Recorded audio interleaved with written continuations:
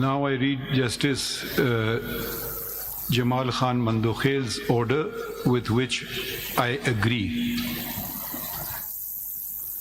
For the reasons to be recorded later, we dispose of these appeals, petitions, and miscellaneous applications through a short order as under. These matters involve a controversy regarding the allocation of seats reserved for women and non-Muslims. The Sunni Ittihad Council, SIC, did not contest the general elections of the year 2024. SIC, which demands allocation of reserved seats on account of inclusion of independent parliamentarians in it, did not secure a single seat in the National Assembly or any of the provincial assemblies, nor submitted a list of its candidates for seats reserved for women and non-Muslims. Thus, it is not entitled to any of the reserved seats either in the National Assembly or in the provincial assemblies. The impugned judgment in order dated 1st March 2024 of the Election Commission of Pakistan, hereinafter ECP, to such extent is upheld. Under Article 51 within bracket 3 of the Constitution of the Islamic Republic of Pakistan, the total number of seats in the National Assembly shall be 326, out of which 60 seats are reserved for women and 10 seats for non-Muslims. Such right of women and non-Muslims has been guaranteed by the Constitution. They shall be elected in accordance with law through proportional representation system of political parties list of candidates on the basis of total number of general seats secured by each political party from the province concerned in the National Assembly and the provincial assemblies as provided by Article 51 within bracket 6 clauses D and E of the Constitution. Therefore, they cannot be deprived of their such right by leaving these seats vacant, and all reserved seats shall be filled in as provided by Article 224(6) of the Constitution. The impugned judgment of the High Court and the said order of the ECP to the extent of proportional representation, distribution of seats amongst the parties which won and secured seats is also maintained. However, since the ECP calculated and allocated the seats to the parties by the exclusion of the Pakistan Tehreek-e-Insaf, PTI, candidates, therefore to such extent the impugned judgment of the High Court and the order of the ECP are set aside. During the hearing, it transpired that a number of candidates had submitted their nomination papers with a declaration on oath that they belonged to PTI, supported by an affiliation certificate of the said party. But some did not submit affiliation certificates of PTI. They are members of national and respective provincial assemblies affiliated with PTI.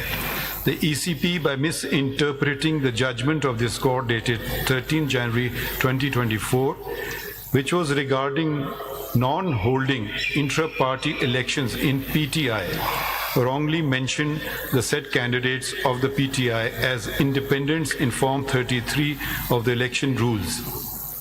The ECP had no authority to declare validly nominated candidates of a political party to be independent candidates.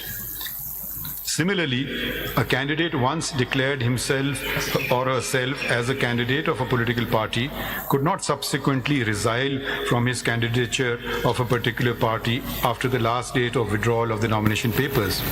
It is important to mention here that neither the PTI nor any candidate affiliated with PTI approached either this court before or during the hearing of these proceedings or the High Court to challenge the decision of the ECP, declaring them as independents. However, in view of the fact that the appeal and the petition are a continuation of election proceedings before the ECP, we can look into the vires of the decision of the ECP in the light of the provisions of Article 51D and E of the Constitution, read with sections 66, 67 and 104 of the Elections Act 2017, to safeguard the interest of women and non-Muslims.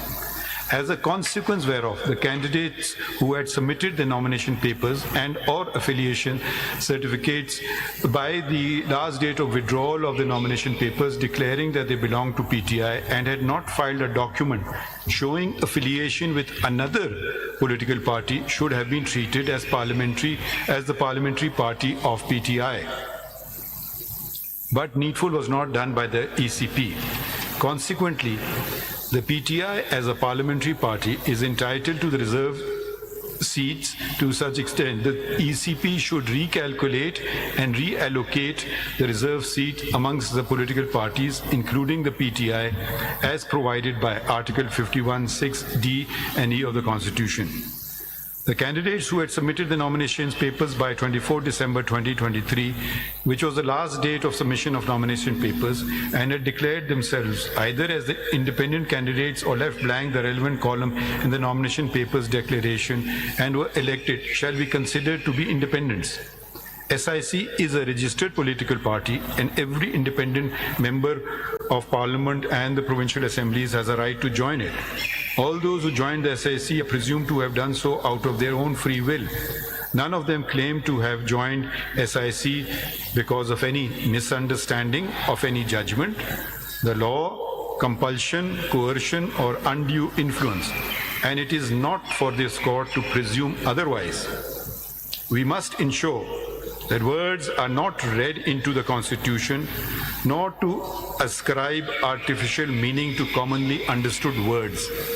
We must also abide by validly enacted laws and must not do anything either to hinder or to facilitate a political party by ignoring the law's mandate. अहम और तारीखी फैसला आ चुका है। PTI के मुंतखब उम्मीदवारों को किसी और जमात का या आज़ाद उम्मीदवार करार नहीं दिया जा सकता। जस्टिस याहिया अफरीदी ने इससे इख्तिलाफी नोट भी तहरीर किया और कौमी असम्बली के मुंतखब अरकान पीटीआई का हल्फनामा देंगे। सुप्रीम कोर्ट ने फैसला सुना दिया है जिसमें 8-5 के तनासुब से फैसला आया। चीफ जस्टिस पाकिस्तान काजी फायज़ ईसा, जस्टिस जमाल मंदोखेल और दीगर ने इख्तिलाफ किया, जबकि इलेक्शन कमीशन ने पीटीआई के अरकान को निकाल कर फैसला दिया है। चीफ जस्टिस काजी फायज़ ईसा ने बताया इस बुनियाद पर पेशावर हाई कोर्ट का फैसला कल अदम करार दे दिया गया है। इलेक्शन कमीशन ने पीटीआई के अरकान को निकाल कर फैसला दिया है और इस बुनियाद पर पेशावर हाई कोर्ट के फैसले को कल अदम करार दे दिया गया और ये भी कहा गया कि किसी भी सियासी जमात को निशान ना मिलने से उसका इंतखाबात में हिस्सा लेने का हक नहीं छीना जा सकता। पीटीआई 15 रोज़ में मखसूस नशस्तों के लिए नाम दे, जबकि ये कहा गया है कि पीटीआई को ये मखसूस नशस्तें मिलनी चाहिए। तमाम सूबाई और कौमी असम्बली की उन्हें नशस्तें दे दी जाएँ। कौमी और सूबाई असम्बलियों के मुंतखब अरकान पीटीआई का हल्फनामा दें। जिन उम्मीदवारों ने सर्टिफिकेट दिया कि वो पीटीआई से हैं वो ऐसा ही रहेगा। अहम और तारीखी फैसला आ चुका है 8-5 के तनासुब से। 13 रुकनी लार्जर बेंच जिसने केस का फैसला सुनाया, जस्टिस याहिया अफरीदी की तरफ से इख्तिलाफी नोट लिखा गया है। पीटीआई पार्लियामेंट और सूबाई असम्बलियों में बतौर जमात करार दी गई है।